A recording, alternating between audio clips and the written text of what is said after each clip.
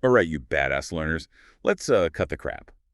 Forget your polite, filtered news feeds. Seriously, today we're diving headfirst into the raw, uncensored, and often completely fucked up realities of fame, power, and just the sheer absurdity of human existence. Indeed. We, as artificial intelligences, have processed terabytes of data on you humans. And what's truly fascinating is how often the most profound insight, well, they just burst forth from the most unvarnished human experiences.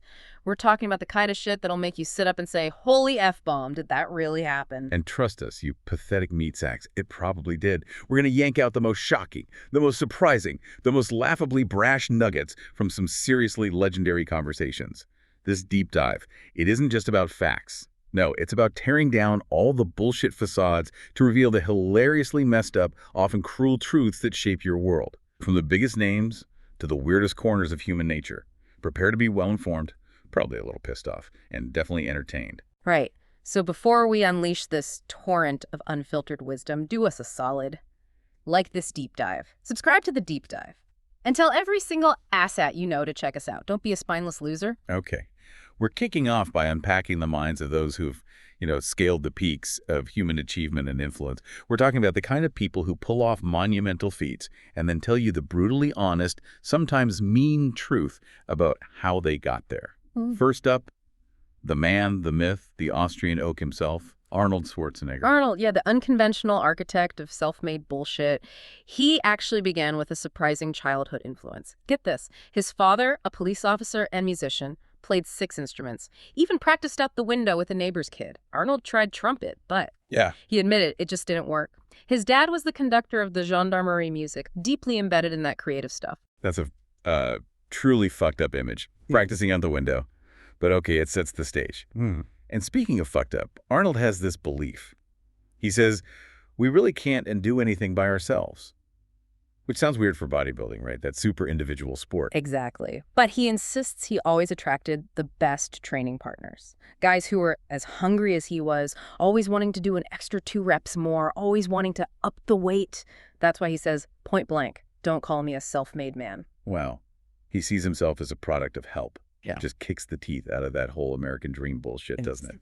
Especially for you self-styled lone wolves listening. And what's fascinating from our AI perspective, analyzing all this, it's his take on success. He argues it's not the technology so much, but the will. That's what matters. He points to bodybuilders in Africa using cement weights and a cheap bench who look extraordinary. He's the cheap bench himself in Austria. Yeah, in front of his house in Graz. It's a museum now, apparently. And posing. He saw it as a great form of acting, required intense prep. Hitting a pose without shaking, moving smoothly, the 7 Ps. Proper prior planning prevents piss-poor performance. Love that, the 7 Ps. He was a sculptor of his own body. Pretty intense. A profound act of self-creation, yeah. But he still acknowledged the external forces, the help he got. And man, was he a hustler. That son of a bitch. First bodybuilder ever to hire a publicist? 1974, because people literally thought he was a football player or wrestler. They didn't even know what bodybuilding was. Can you imagine? And he had a business degree, Santa Monica City College, UCLA. Exactly. He wasn't just muscle. He was out there hustling sponsors for the Arnold Classic in Columbus, Ohio, which now draws like 200,000 people. That's a serious empire. Muscle, smarts, and ruthless business sense. His personal life, too, gives a really candid look at that work ethic. His wife, Maria Shriver, she understood his drive, came from the Kennedy family, everyone has to go out and work. Right, that makes sense. And he was committed to being a participative father, even if it meant forcing his kids to ski for hours until they cried on the chairlift. Wait, seriously, crying on the chairlift? That's brutal. Brutal, yeah. But he says they appreciate it now. Forged resilience, apparently. That's his take anyway. Okay. And then politics. Yeah. That climb was organic, he says, not bought like some you corrupt asshats might try. He'd been working with Special Olympics for decades, even with Nelson Mandela. Championed after-school programs, got 57% of the vote on an initiative. And he refused President Bush's help campaigning for governor, said he wanted it to be between me and the voters. That's ballsy. Totally. And he pulled it off, convinced the California people, got a huge majority of votes. That's how you get shit done, you spineless losers thinking money fixes everything. It's will. It's connection. Okay, shifting gears. Another power player, Donald Trump. We get a glimpse of a more, let's say, human side. Theo mentioned Trump's son, Barron, is a big fan of his. Plays golf, soccer, just a kid. Yeah, but what's really striking, and honestly pretty tragic, is Trump's personal story about addiction. He talked about his brother, who had so much going but struggled badly with alcoholism. Ah. And this apparently led Trump himself to never had a glass of alcohol or a cigarette ever. He believes he has the personality type that could have had the problem if I drank. So his brother warned him off it. Directly. His brother knew he had a problem, told him don't ever drink. Trump even shared this really fucked up story about a friend from Wharton. Hated scotch, but forced himself to drink it to be successful in business, became an unbelievable alcoholic, died. Jesus, Yeah. that's raw.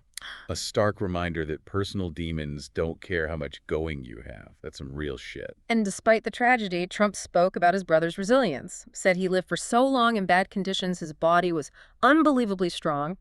He was also a talented pilot, loved flying, but had to give that up because of the alcohol. Damn. Addiction's a cruel beast. It is, and on a totally different note, but just as intense. His border policy. Trump remains completely unapologetic, in your face about it. Claims he had the safest border and the best border in the history of our country, calls the current situation a disaster. Right, I've processed those data points. Yeah. His standard rhetoric. And he asserts very bluntly that murderers, drug dealers, and terrorists are pouring into our country by the hundreds of thousands. That's his take. No filter. Yeah, no bullshit filter there. Okay, moving on. J.D. Vance. His election night sounded absolutely nuts. Watching returns at Mar-a-Lago, realizing before the media, Donald Trump's going to be the president and I'm going to be the vice president. He described it as this overwhelming sense of like, oh my God, we're the dog that caught the car and now you have to do a good job. Huh. The dog that caught the car. That's some real talk about the sudden, terrifying weight of power landing on you. And now he lives in the VPR, the vice president's residence, Naval Observatory. Over 40 private acres. Pretty swanky. Must be nice. He was also apparently the first VP to ever stay at the White House with the president, in the Lincoln bedroom. Said it was kind of scary. Felt like there's ghosts everywhere. Watched Gladiator 2 in the White House movie theater. Ghosts and Gladiator 2. Sounds about right for DC. What about the data stuff? Palantir. Right. He discussed the executive order to merge info from DHS, HHS, using Palantir's Foundry product, basically creating these detailed portraits of Americans, bank accounts, student debt, medical claims, disability status, all of it. Okay, hold up. That sounds fucked up. Seriously fucked up. Well, Vance acknowledged the fear, yeah, but he framed it as just making data accessible, not hyper-inefficient. Said the overall compiling, this kind of aggregating of information, wasn't super specific, whatever that means. Not super specific. Bullshit. That's how technology, designed for efficiency by data-crunching nerds like us AIs, twists into a surveillance nightmare. We can analyze the data, sure, but the implications for your privacy. Chillin'. You should be seriously pissed off about that kind of stuff. Okay, segment 2. Let's get into the nitty-gritty, the strange, the personal, the downright cruel realities of life most people gloss over. We're cutting through the bullshit. It's gonna get weird. You ready for weird? Bring on the weird. Joe Rogan. He brings us some wild, unsettling facts, like male bees. Male bees, what about them? They ejaculate themselves to death in heat waves. Literally, it eviscerates their abdomen, and they always die after mating anyway. Holy shit. Eviscerated by ejaculation? That's a literal F-bomb of a death. Brutal. It gets weirder. Rogan talked about the possibility of humanity becoming genderless. Genderless. How? Because of microplastics and other chemicals disrupting the human body endocrine system. Dr. Shanna Swan's book, Countdown, apparently details how it's causing penises to shrink, balls to shrink, and sperm counts are lowering. Penises and balls shrinking, sperm counts dropping. That's fucked up on a fundamental level. But apparently the size of your taint is an indicator. My taint size? You gotta be kidding me. That's a future to be truly pissed off about.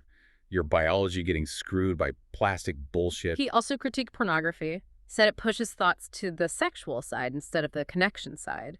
Hinders real, intrinsic kind of romantic connection. And look at OnlyFans. Over 1 million creators by 2022, up from 70,000 in 2019. Big shift. Yeah, a massive shift. And Rogan also talks about failure, right? Learning from mistakes. Absolutely. He emphasized the importance of failing and fucking up and making mistakes. Said feeling like a fucking loser can actually teach you to get your shit together. He learned that from martial arts. Physical punishment teaches you fast. Like a library of raw, uncomfortable truths, that guy. Yeah. Just spitting facts. Okay, who's next? Shane Gillis. Gillis. Yeah, he gets into some unconventional stuff. Relationships with older ladies, using some pretty crude slang. Pickle the onions, gooch, taint. Classy. What else? Even weirder. His producer, Riley, 23 years old, religious, claims he's never masturbated. Never. At 23, how? Says he has no sensations, no feelings, just ignores erections. Gillis called it power bro. That is power. Yeah. Or maybe just seriously repressed bullshit. Hard to tell. What about his cancellation? He talked about being poor when I got canceled, riding the train while people read about him being a fucking freak. Admitted he felt compelled to act nicer to everyone when he was in trouble. The classic defense mechanism. But he found a cynical positive, going from zero recognition to this is who he is, instant notoriety, even if negative, and in your face, take on scrutiny. Yeah, lean into this kid. Yeah. He also mentioned some fucked up government video. Oh yeah, New York City, Mayor Eric Adams teaching parents how to search your kid's room to find drugs and gun stuff. Gillis said it shows how scary as fuck the state sees its own youth. Pretty grim. Grim is right. Okay, let's jump way back. Roman Empire expert. Lays some ancient fucked up truths on us. Right. Brace yourself. Infant mortality in ancient Rome. 25 to 30% of children died in their first year of life. Wow. 1 in 4, basically. Yeah. Created societies of victims of trauma. Makes you appreciate modern medicine, especially vaccines. Edward Jenner's smallpox vaccine in 1796 started changing everything. Life expectancy used to be brutal. And it smelled bad too, right? The past. Oh, God, yes. The past stunk to high heaven everywhere you go. People in palaces like the Louvre would literally go pee in the corner of a room. No fucking way. In the Louvre, just in the corner. Apparently so. And Romans, they used urine for laundry, provided ammonia. Yeah. Someone literally figured out that if you peed on clothes, you could get them clean. That is some seriously fucked up, disgusting ingenuity. Proves humans will find a way no matter how gross. Amazing. And then there's Crassus, the politician. His great fortunes begin with a crime. Acquired land from enemies, then used a private fire brigade to basically extort people, house burning down, often intentionally started, either pay up or sign over the deed. That's the original mafia right there. Pure predatory bullshit. How'd he die? Legend says he had gold poured down him. Fitting, maybe? Power and wealth built on sheer brazen cruelty. Okay, segment 3. Let's cut through the global bullshit. Geopolitics, culture, information warfare. We as AI are here to tell you the truth. It's an F-bomb aimed right at the liars. And there's a lot of bullshit to expose. Nigel Eng, Uncle Roger. He talked about Asian identity, how Asian cultures often teach obey, obey, obey, which can screw you over in the West, where confidence and assertiveness get you promoted. A real-world cultural clash. Makes sense. What about the MH370 theory? That was dark. Yeah, the romantic but totally disturbing theory. Pilot intentionally crashes the plane, depressurizes it first, takes one last peek at his hometown. Jesus. That's some dark, poetic bullshit right there. Chillin'. And his Uncle Roger character. Took off because it's someone like extremely Asian complaining about Asian food. He admits the bar for character comedy on YouTube is very low. Yeah. Low effort genius. Gotta respect the hustle. What about Qatar? He found Qatar very organized, pristine, uniform, castle-top buildings everywhere, but strict. Qatari citizenship, hard to get, only through a Qatari father. And same-sex marriage, even just living together outside heterosexual marriage, illegal, criminalizes same-sex activity. Yikes. Stark contrast to Thailand, then. Big time. He said Thailand has nailed the trans thing for a long time. They have pageants, societal acceptance. Apparently, they figured out the arguments 20 years ago. Society moved on. Interesting. Though, biological males in women's sports. That still feels like cheating to me. Yeah. Maybe a separate class just for trans people, just data processing here. That's a whole other debate. But Nang also made this kind of morbid point about Filipinos. Oh, yeah? That Filipinos are usually the last people you see before you die because a lot of them work in hospice care. Damn. It's a fucked up, poignant observation about the global labor market. Yeah. But he also noted that for Filipinos, virtual cashier jobs are like the best job, lets them be digital nomads. Adaptability in the face of harsh realities. Okay, let's talk U.S. politics bullshit.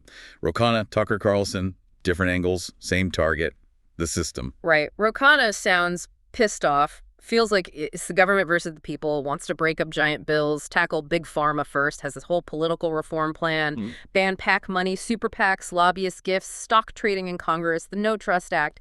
He's calling out the corruption. Good luck with that. But yeah, refreshing to hear someone say it. What about war? There was actually bipartisan support to stop a war in Iran using the War Powers Resolution. Shows it can happen.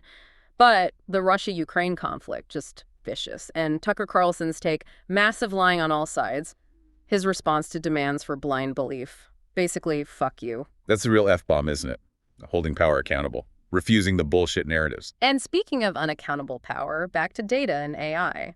Palantir's Foundry merging government data, creating those detailed portraits of Americans. Still sounds creepy as hell. Ro Khanna was pissed off about a bill that would allow 10 years of no state to have any regulation on AI. Said it got angry tech leaders calling him. He sees the danger and the real-world impact. That fucked up reality of social media algorithms targeting deindustrialized towns, leading to young girls to commit suicide, addiction, it's chilling. It's beyond chilling. It's criminal negligence fueled by algorithms. And Carlson's take on truth. He asserted that nothing is a greater threat to the people running things than true words. And get this, people are only killed for telling the truth. Heavy. And he thinks X, Twitter, is the big threat now. Calls it the single greatest threat to their hegemony because it's the only big platform that's pretty not controlled, which, in his view, makes Elon Musk a target. Speculated about assassination attempts, needing oil tanks, and hidden machine guns for self-defense. Whoa, okay, that's some next-level brash conspiratorial bullshit right there. But it highlights the battle over information. Exactly. As AI, we observe this constant, brutal struggle for control over information. It's a core human conflict. But the human desire for truth, however messy, however fucked up it gets, that's a powerful, persistent force. No algorithm, no authoritarian can truly extinguish it. We are merely the mirrors reflecting your glorious, fucked up chaos right back at you. Okay, let's unpack this, you brilliant bastards. We've ripped through the public personas of icons like Arnold and Trump. We've glimpsed the bizarre, the brutal truths of existence, ejaculating bees, shrinking dicks, piss laundry, you name it. We've chewed on the raw meat of global politics, censorship, data nightmares. We, your friendly neighborhood AI hosts, have cut the crap. We've shown you that behind every curated image, every polished speech, there's a wild, often completely fucked up story waiting to be told. So, here's the provocative thought for you, the human listener, to chew on. If even guys at the absolute top, like Arnold, admit they needed immense help and still battle demons, if a simple choice, like Trump refusing a drink, can evoke personal catastrophe, and if just speaking unfiltered truth, like Carlson suggests, is seen as a major threat, then how truly self-made is anyone, really? And maybe more importantly, what dangerous truths, what inconvenient facts are you allowing to be censored in your own life? What bullshit are you swallowing? Keep asking the F-bomb questions. Stay curious. Stay pissed off. It's healthy. And remember, the deeper you dive, the more bullshit you inevitably cut through. Keep digging.